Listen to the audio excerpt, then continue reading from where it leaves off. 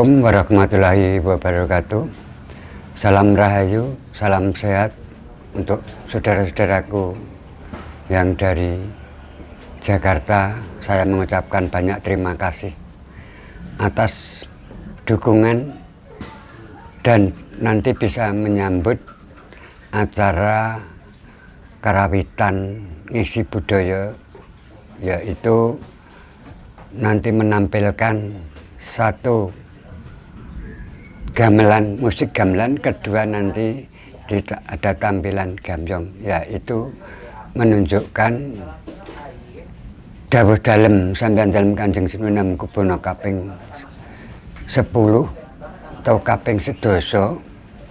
Itu acara Selasa Wagenan memang ditunjukkan merengeti wiyosan dalem Kanjeng Sultan Hamengkubuwono kaping 10 yang menduduki atau lenggah di Keraton Ngayogyakarta Hadiningrat.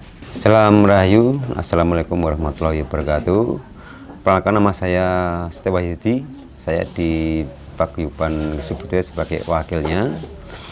Dan untuk sejarah berdirinya Paguyuban Ngesi Budaya dilatar belakangi zaman waktu itu. Kalurang ini ada 3 podukuhan, yang mana waktu itu ketika podukuhan ada beberapa teman-teman yang seneng, yang hobi memainkan alat musik gamelan. Kemudian kami sepakat ingin menyatukan para seniman yang seneng yang menggeluti gamelan.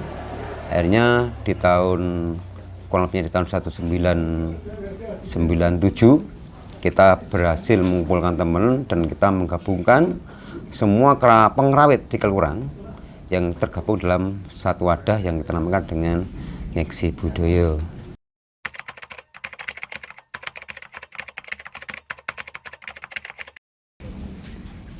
Saudara-saudara kita dari pangrawit atau kerawitan Ngesi Budaya, tiap Selasa Wagenan itu pasti ditunjukkan ada acara namanya kerawitan Ngesi Budaya atau kerawitan adiluhung. Itu dawuh dalem sampeyan dalem Kanjeng Sinuwun Hamengkubuwono kaping 11.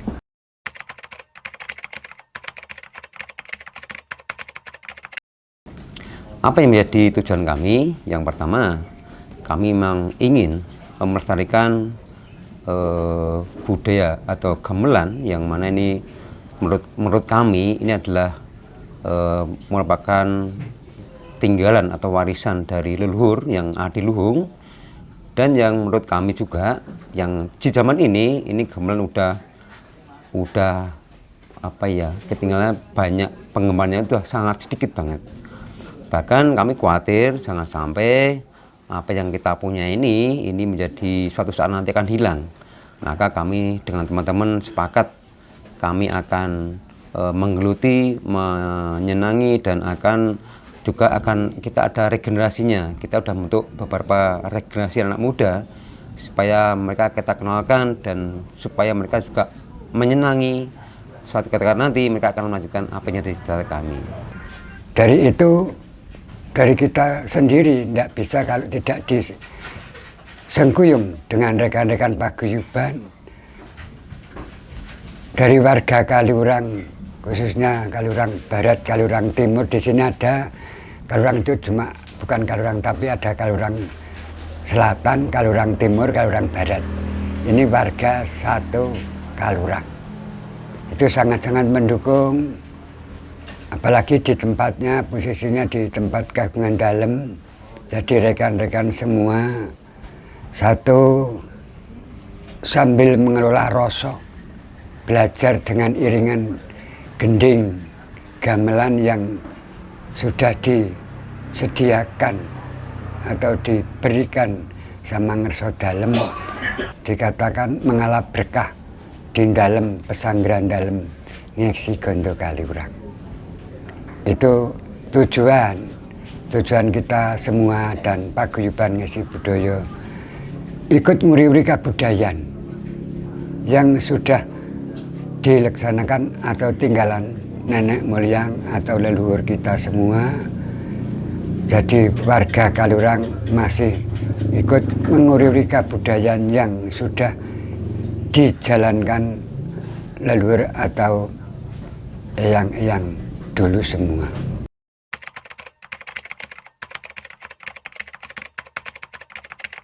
Ini bertepatan dengan Hari Selasa Kliwon. Ini menjadi rutinitas di Pangketi Jawi atau di Ngeksi Budaya, yang mana kita ada di Gedung Ngeksi Gondo. Ini ada tradisi malam Slowaginan. Dan nanti malam kita akan menampilkan kurang lebih ada 25-26 untuk teman-teman pengrawit. Di antaranya kita ada 4 pesinden, kemudian ada beberapa wirosworonya ada 3, dan teman-teman kurang lebihnya ada 25 peserta nanti malam.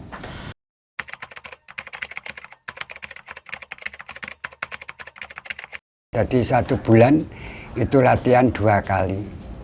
Itu 1 bulan latihannya 2 kali. Tapi kalau yang komplit itu cuma hari Senin Pon malam Selasa Wage. Itu yang sangat-sangat untuk spiritual. Soalnya itu dawuh dalem. Sampeyan dalem Kanjeng Sunan Kubuno kaping 11.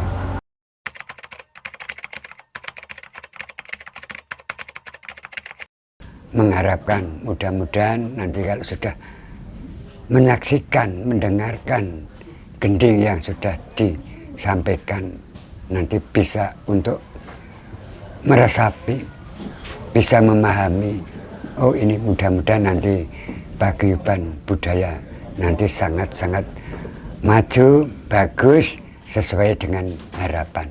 Harapan kami supaya gamelan ini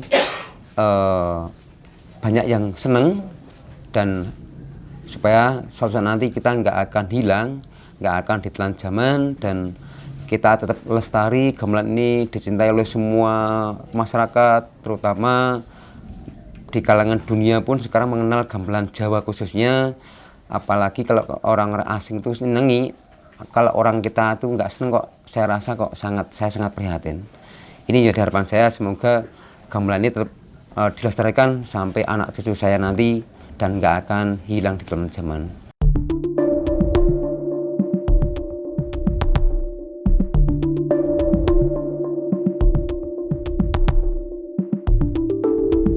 Hai guys, Hai. jumpa lagi bersama saya Buleril dan Linsu di kita jumpa lagi di podcast Tapak Tabir Nusantara. Nusantara. Nah, jadi hari ini kita bakal benar-benar mengulik sebuah apa ya, bisa dibilang tari-tarian tradisional juga ada, bisa dibilang alat musiknya juga nanti kita bahas, terus genre musiknya kita bahas. Kita bakal membahas seputar kebudayaan yang ada di Yogyakarta. Nah, untuk kalian sendiri, sebelumnya udah pernah dengar belum yang namanya karawitan? Nah, itu dia. Kalau misalnya dengar sih udah ya, tapi untuk tahu seperti apa, itu kan apalagi zaman sekarang udah jarang banget ya, Kak. Betul. Karena kemarin, sekarang kita ngebahas tentang karawitan ini Yes, nih. betul Apalagi Dede ini kemarin udah datang ke sana. Oke. Ya, seperti itu. Jadi kenapa kita membahas karawitan ini? Karena di generasi Gen Z sekarang udah mulai modern, kiblatnya anak-anak tetap yang kita bahas kayak sebelum-sebelumnya ya. Kiblatnya tetap ke budaya K-pop, terus ke barat-baratan ya kan. Jadi kita harus mengingatkan kepada seluruh penonton-penonton, sahabat-sahabat, adik-adik dan semuanya untuk tetap mengutamakan atau tetap memperhatikan namanya budaya Indonesia, karena budaya kita tuh banyak banget ya kan, dari tari-tariannya, dari alat musiknya, sampai tembang-tembangnya juga banyak sekali. Dan kita hari ini spesial untuk bahas masalah karawitan, karena kemarin kali kita datang ke sana itu sama bapak produser kita ini kan sangat amat mencintai budaya kan. Jadi kita datang ke karawitan dan sebenarnya itu adalah dibilang satu bentuk kebetulan, nggak kebetulan juga, karena tidak ada yang kebetulan di dunia ini kan. Tapi bisa dibilang jadi keberuntungan lah, karena karawitan ini hanya dilaksanakan 1 kali dalam 1 tahun di Selasa Wage. Nah, seperti itu. Nah, kira-kira untuk Kak Linsu sendiri next tahun depan mau nggak ikut sama kita ke karawitan? boleh sih, Penasaran ya. Berarti kontrak harus sampai tahun depan ya. Bisa. Oke, Bapak dengarkan suara hati saya ya Pak ya. Oke, nah karimitan sendiri ini berasal dari kata rawit. Betul. Rawit itu yang berarti lembut, Lembut. cantik, ya sama seperti Kita kakak ya? Linsu. Jangan kita dong. Kalau saya Beda ya? nggak lembut-lembut banget. Sama kayak Dede Alesa gitu. Alesa kemarin datang nggak sih ke Rawitan? Aku nggak tahu deh. Dia nggak tahu, dia belum mood buat ngomong ya. Ntar sekali dia ngomong bubar nih. Alamat ya. Terus untuk kalian itu sendiri apa yang mau ditanya nih seputar karawitan sampai pembahasan kita di menit kesekian? Jadi kan tadi aku mau nanya nih, istilah karawitan sendiri itu menurut Dede tuh apa? Ya itu tadi kalau misalkan karawitan yang tadi aku bilang sih, ini sepengalaman aku pada saat aku di sana ya, karena memang di karawitan itu aku bener-bener dapet kayak nyanyian, lantunan. Jadi mereka itu menyampaikan beberapa pesan entah itu pesan semesta, pesan alam, atau mungkin nasihat dalam bentuk nyanyian dan juga diiringi oleh alat-alat musik gitu. Iya, betul. Gitu. Dan ada beberapa memang kejadian-kejadian pada saat karawitan itu yang kan waktu itu kan ada dua guest star dari tim kita, itu ada Queen Athena dan juga ada Farah. Nanti Farah juga bakal nemenin kita di sini. Ya. Mungkin nanti ada sedikit lah kita tanya-tanya walaupun beda segmen ya. Karena memang si Farah dan Queen ini adalah dua wanita yang sangat amat peka, Kak. Jadi pada saat karawitan itu memang ada beberapa kejadian yang di luar dari ekspektasi kita dan bahkan sempat bikin bisa dibilang Pak produser ini agak sedikit kewalahan menanganinya karena memang kan dia kerasukan, tapi agak sedikit was-was dengan nasihatnya. Karena ada beberapa kejadian di karawitan yang seingat saya waktu saya diberikan satu video amatir yang direkam oleh salah satu tim juga, itu ada bentuk apa ya, dari Queen Athena tentunya, itu ada bentuk nasihat, menyemangati, bahwasannya ada beberapa kejadian yang akan terjadi, isinya seperti itu. Kalau menurut Dede sendiri, fungsi dari karawitan sendiri itu apa sih bagi masyarakat banyak dan bagi masyarakat yang di kota itu yang Dede datangi? Oh, kalau aku sih lebih kemarin ya, kayak misalkan kita waktu datang ke sana lebih memperhatikan kayak oh ini loh budaya di Jogja itu ada seperti ini. Ini kan ibaratnya aku tahu karawitan itu pada saat baru datang dan menyaksikan. Sebelum-sebelumnya aku juga orang sangat amat menyukai budaya-budaya ya, kayak beberapa tari-tarian, kayak mungkin musik. Tapi karawitan ini benar-benar pada saat aku datang di situ aku baru tahu. Berarti tandanya kan budaya ini kurang dilestarikan ya oleh adik-adik yang ada di Indonesia saat ini. Ya. Betul. Padahal kan sekarang kan zamannya gadget, sosial media, harusnya teman-teman adik-adik, remaja, muda-mudi semuanya ya harus kayak Kalinsu dan teman-teman lain ya yang membantu untuk menginfluence anak-anak generasi bangsa untuk ini loh budaya kita. Tapi pengalaman yang menarik apa sih Kak pada saat karawitan itu sendiri? Kalau pengalaman menarik sih banyak ya, kayak misalkan lebih ke ngerasain seru aja. Maksudnya kan beberapa penelusuran aku bareng tim kan kita lebih ke kayak ngulik sejarah gitu kan, atau kita kayak kesurupan, mimpisasi gitu kan waktu di karawitan itu benar-benar ngerasain yang kayak rasa enjoy, apalagi disambut dengan baik di situ kan. Jadi intinya kenapa kalau misalkan ditanya, aduh ribet banget ini bajunya. Silau ya itu. Iya, Silau kan ya. lagi kan becak burinong gitu kan.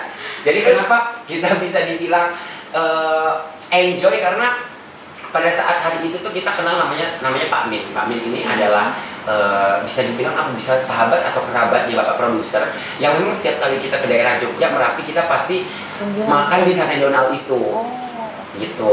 Nah, terus habis itu komunikasi sama tim, kita mau ditawarin untuk mau nonton karawitan enggak? Karawitan ini cuma 1 kali 1 tahun. Kita ngerasa beruntung dong. Iya. Ya kan? Dapat event momen besar yang tidak semua orang bisa menyaksikan itu. Itu setahun sekali. 1 tahun sekali di Selasa Wage. Nah, jadi waktu itu dikasih ketentuannya adalah kalian harus menggunakan semuanya harus pakai baju adat. Kita ngikutin tuh. Namanya bapak produser kita kan totalitas tanpa batas ya kan, pantang pulang sebelum tumbang. Jadi kita belanja tuh baju ya kan, sampai ke driver semua dibeliin baju dari atas sampai bawah on point. Wow. Gitu kan. Dan ada budaya, nggak tahu ini budaya atau seperti apa, aku nggak paham. Yang jelas kita itu harus jalan kaki nih. Jadi dari Sate Donald itu, kalau misalkan kalian nyari Sate Donald itu di mana, waktu kalian, pokoknya di dekat-dekat Merapi ada yang namanya Sate Donald. Itu punya Pak Min. Nah, kita diarahin sama Pak Min untuk jalan kaki ke tempat itu. Aku pikir itu, kerawitan ini kayak mana? Jangan-jangan kayak jaranan kali, ya kan? Nah, aku tahu ya, kalau kayak kesurupan nggak ya, ini nggak ya, udah siap-siap tuh, maksudnya kayak siapin mental gitu kan. Kan kalau sama bapak produser ini, itu tadi pantang pulang sebelum tumbang saya. Jadi saya kayak takut, aduh ntar kerasukan lagi gitu kan. Ternyata disambut sama ada sinden beberapa orang, terus pemain musik lengkap, terus ada penyanyi cowoknya juga. Akhirnya kita masuk, oh ini kayak apa ya, aku bilang kayak ya udah seni musik aja gitu. Habis itu duduklah kita kan, udah kita duduk, bukan deg-degan ya, aku nggak tahu kalau misalkan berbau-bau adat atau kebudayaan Jawa, kejawen, aku tuh deg-degan gitu. Karena kental. Iya, karena kental gitu. Maksudnya jangankan mereka yang berpakaian Jawa gitu ya, ngeliatnya bapak produser lagi pakai celana pendek kan saya merinding kan. Jadi kayak aduh gimana nih gitu kan. Akhirnya udah tuh kita dengerin, terus ada salah satu nanti yang bakal jadi bintang tamu juga si Farah.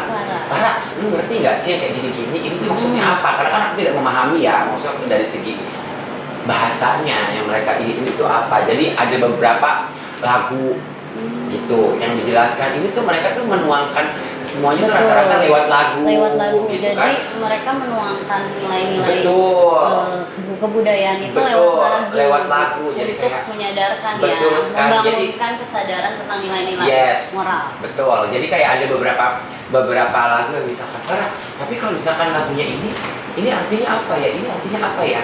Terus kan kalau misalkan dengar gamelan, dengar lagu-lagu serem yang pasti terlintas di otak, nggak tahu ya kalau yang lainnya, kalau aku yang terlintas di Sirmungi nih misalkan ya kan. Aku nanya, kamu tahu nggak ini artinya lagu ini apa? Oh lagu ini tuh tentang cinta kata dia. Oh enggak, jadi tidak semuanya lagu itu mengandung unsur mistik gitu. Kadang-kadang ada beberapa lagu-lagu modern yang kemarin, jadi ada lagu modern mereka juga bisa nyanyikan dengan alat musik itu, dan dengan konsep karawitan tersebut ada beberapa lagu itu sih. Ya jadi intinya di sini sih berarti karawitan itu untuk membangunkan kesadaran ya masyarakat tentang moral, nilai-nilai, bahkan ke spiritual juga. Ya gitu betul. kan.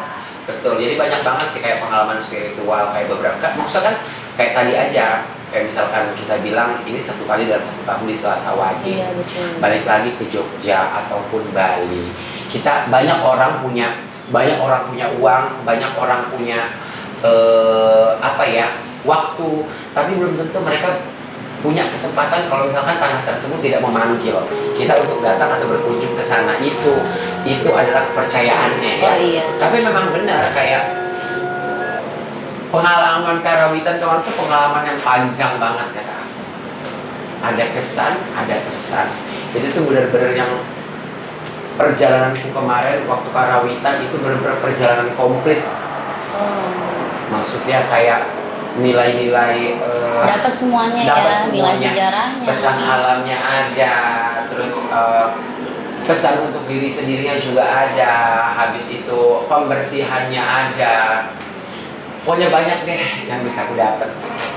Belajar pakai baju adat ya. Ya belajar pakai baju adat iya. tuh. Aku disuruh pakai baju adat. Lu bayangin kan, gue pakai baju Jawa tuh ya. Tuh bapak produser kan emang agak-agak gimana gitu kan, agak-agak totalitas tanpa batas gitu ya. Terus aku disuruh pakai baju, akhirnya aku pergi nih. Kebetulan kalau untuk baju adatku kan baju adat yang lengkap ya. Jadi memang nggak dicariin di Jogja, aku carinya di Jakarta, tapi yang harus sesuai dengan adat sana. Itu bener-bener ya Tuhan, aku disuruh pakai baju kayak ginian, gua rasa pakai baju ini aja aku ngerasa panas. baju sana itu benar-benar yang ini tuh diarahin ya, nanti kalau dilipatnya harus ganjil, boleh 5, boleh 7 kalau nggak salah. Itu juga ada artinya, kata dia. Ya, yang dilipatnya rapi sama yang rada ditarik itu beda artinya. Kalau yang ini untuk orang-orang keraton, kalau ini untuk rakyat biasa, ini juga ada sejarahnya, kata dia. Terus nanti harus diikat dulu pakai tali, habis itu obi, habis dilanjut stagen dulu, habis itu obi, habis itu pakai baju luaran lagi. Kamu pakai baju adatnya apa? Kalau baju adat Solo motifnya ini, kalau baju adat Jogja motifnya ini. Gue ngedenger itu aja belum syuting, gue udah puyeng. Pusing. Gitu. Kalau Bang Roni sama Kru pakai baju apa? Bang Roni sama Kru mah enak aja, dia ngomong dibeliin doang, pakai atasannya bawahnya celana. Iya kan? Lu bayangin tersiksanya jadi gue. Coba lu bayangin gimana tuh nggak tantrum. Itu jalan aja ke Karawitan, gue pakai baju itu gue ngap. Gue disuruh manjat gunung tambah labuhan pakai itu baju hujan-hujan. Coba lu pikirin kalau jadi gue sedih nggak? Sakit hati kan? Tapi gue disiksa mulu kamu sutradara setan. Jadi kayak gitu. Hobi kayaknya dia ya nyiksa. Jadi kayak ada beberapa yang kayak di luar ekspektasi. Misalkan kayak Gimana? si Farah nih misalkan waktu Karawitan. Aku tuh sumpah nggak pernah dengar Farah tuh nyinden. Sekalinya pernah waktu podcast dulu itu pun aku rasa oh ya udah biasa aja gitu. Tapi memang kalau misalkan si Farah ini kayaknya memang perempuan-perempuan separuh dukun kan. Jadi kayak agak beda gitu di saat dia udah pakai kostum gitu. Udah auranya itu aura-aura sinden banget dan suaranya bisa tinggi banget. Itu tuh yang kayak di luar ekspektasiku, kayak ini anak gila ya ternyata ya emang anak sinden gitu. Maksudnya Auranya langsung. iya, maksudnya banyak kejadian-kejadian yang aku rasa luar biasa pada saat Karawitan itu, tapi aku tidak bisa mengungkapkan gitu. Di posisi awal-awalnya gue ngantuk-ngantuk, begitu gue denger hiburannya, akhirnya joget-joget, akhirnya saya enjoy sih. Makanya sesekali Kak Linso harus ikut. Boleh nih ya. Boleh Jong, kenapa kita belum ngajak? ada- Ya kenapa kita mau review adegan ini, kita nge-reaction tayangan Karawitan ini, karena biar kakak juga kan tertarik kan, karena budaya Jogja Biar itu tahu, ya. bagus banget dan gak ada habisnya. Dari konten awal sampai ini aku udah mau masuk tahun ketiga, amin ya Allah. Ya amin tahun Lanjut ya. ketiga, Jogja mulu, belum ada habis-habisnya tuh pembahasan Jogja. Karena saking banyaknya ya. Banyak, kalau dibilang banyak banget gitu. Dan apa ya, Karawitan ini tuh kalau kata aku tuh adalah satu apa ya, kita tuh kalau datang kayak termotivasi aja, ngerti gak sih? Karena kan banyak kan seniman-seniman Tapi Jogja. Dede sendiri tahu nggak maksudnya asal muasalnya Karawitan tuh gimana? Asal Karawitan, kalau emang aku tahu sih, aku tahu dari Jogja, udah itu paling benar jawabannya. Tapi yang aku baca sih, yang aku tahu itu mitologi kayak Jawa gitu dulunya. Seorang raja kayak namanya sih Sang Hyang Buruk. Jadi dia raja dari segala raja waktu itu, bilangnya raja besar katanya. Di 270 Masehi itu dia mau memanggil dewa itu, mau memanggil para dewa dengan sign begitu. Jadi dia bikin gong. Nah, katanya mulainya dari situ Karawitan itu. Jadi berkembanglah sampai sekarang ini. Seperti itu. Mitos Ya, yang uniknya ya. Iya, jadi memang kalau misalkan kita balik lagi ya ke Kejawen, tidak hanya Kejawen aja, kayak misalkan kotaku, misalkan Kalimantan, itu kan mereka punya jangankan dari alat musik ya, dari cara pengucapan atau gestur badan aja bisa jadi adat istiadat dan juga jadi kepercayaan ke depannya, kayak tadi gong, misalkan pemanggilan dewa, itu kan udah hal-hal yang kalau misalkan kita pikir secara logika, apaan sih lu manggil kok pakai ini gitu kan, tapi kepercayaan orang terdahulu seperti itu dan bagi mereka itu berhasil, unik tentunya begitu. Nah, dan Karawitan sendiri juga akhirnya berkembang pesat ya kan, bersamaan dengan munculnya kerajaan-kerajaan besar seperti Majapahit dan juga Mataram ya. Nah, akhirnya seperti sekarang, tapi Karawitan yang sekarang juga Kak udah banyak banget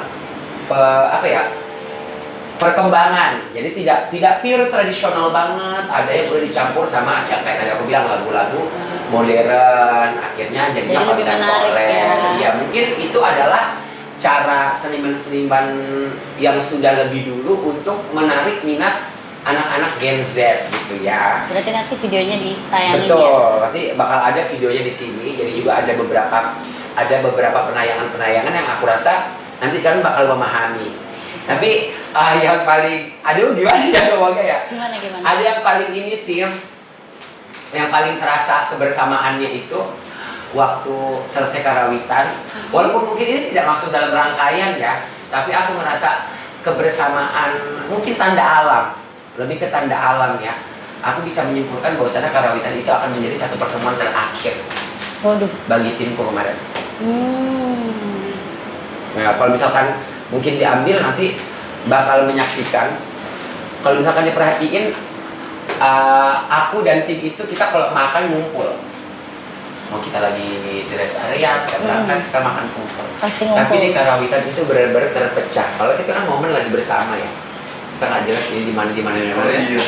Coba diperhatiin. Oh iya, di tayangan tuh sutradaranya. itu ada yang di sono, ada yang di dekat musik, ada yang di dekat lapangan, ada yang di dekat musola, gitu. Dan akhirnya esok harinya ya, Ternyata. seperti itu.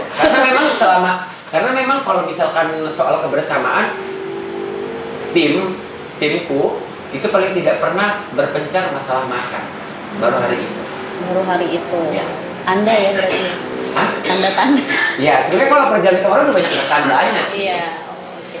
Dan akhirnya ya Ya ambil positifnya ambil aja ya. positifnya saja. Betul. Mungkin itu tadi kalau misalkan kita peka akan kode atau satu apa ya, informasi yang disampaikan oleh alam lewat kode alam.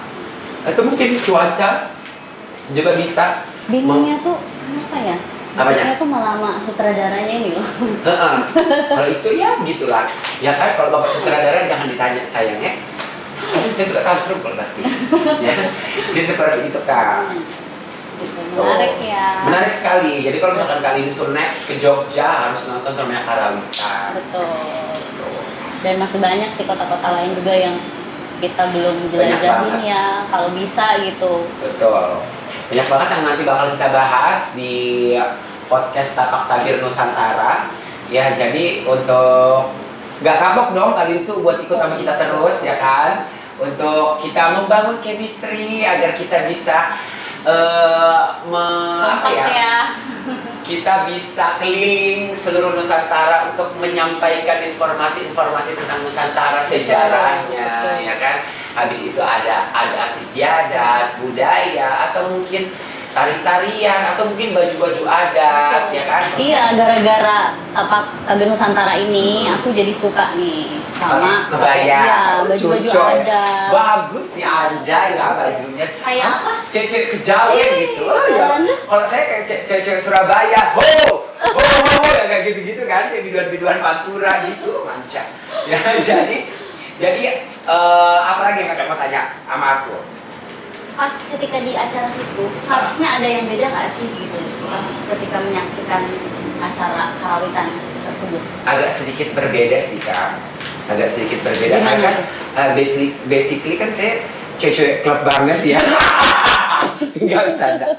Jadi itu tuh kayak apa ya? Kalau misalkan kita dengar gong satu deng gitu, gendang tek tek tek tek gitu kan biasa aja ya.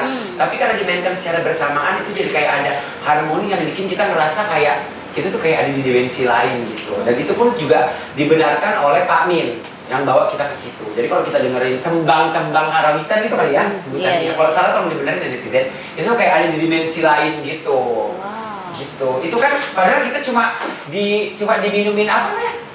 Aduh, aku nggak tahu. Wedang apa namanya? Yang jahe-jahe itu. Wedang jahe. Apa namanya? Kurang Wedang uhu. Hah? Ambil Udah. ngomong, bener dong. Uhu. Uhu. Aduh. Bisa uhui koreng. Semua teruhui gitu kan. Minum itu doang tuh kayak ada, malah kan anget kan, bukan dihidupin yang kayak biasa diminum Filipi sampai terbang itu bukan. Oh, apa tuh? Bukan, beda.